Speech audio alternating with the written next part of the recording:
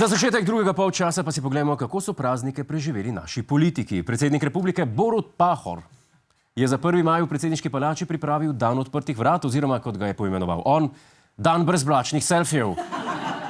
Poleg živalskega vrta velja predsedniška palača v prestolnici za eno najbolj priljubljenih izletniških destinacij za družine.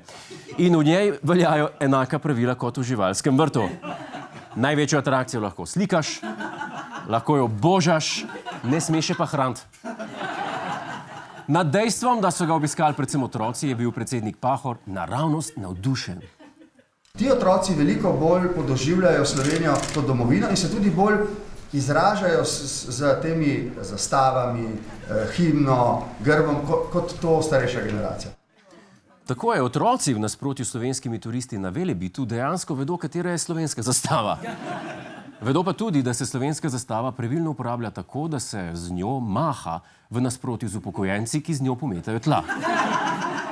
Da bi navdušil svoje najljubše obiskovalce, jim je predsednik Pahor pokazal tudi svoje najbolj cool igrače. Otrokom je pokazal še pismo, ki ga je papež Frančišek napisal sinu Luki in jim razkril, katera je njegova najljubša barva. Sin je modra. Pa vaša? Sin je modra. Pa je razkrita največja skrivnost moderne zgodovine.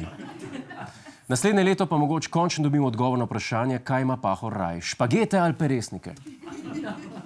Je pa lepo videti, da je Pahor še vedno hrani pismo, ki ga je papež Frančišek napisal njegovemu sinu Luki, medtem ko je že zdavni smeti vrgel razglednico, ki sem mu jo z morja poslal jaz.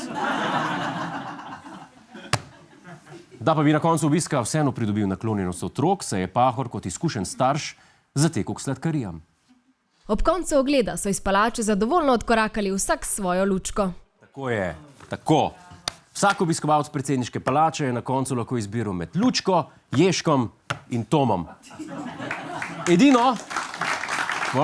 Edino predsednik Pahor je dobil Magnum, ker je bil tisti dan najbolj priden. To je naš YouTube kanal. Klikni na ta gumb in se naroči, da boš na tekočem. Polajkaj nas tudi na Facebooku in na Twitterju. Pa po pameti!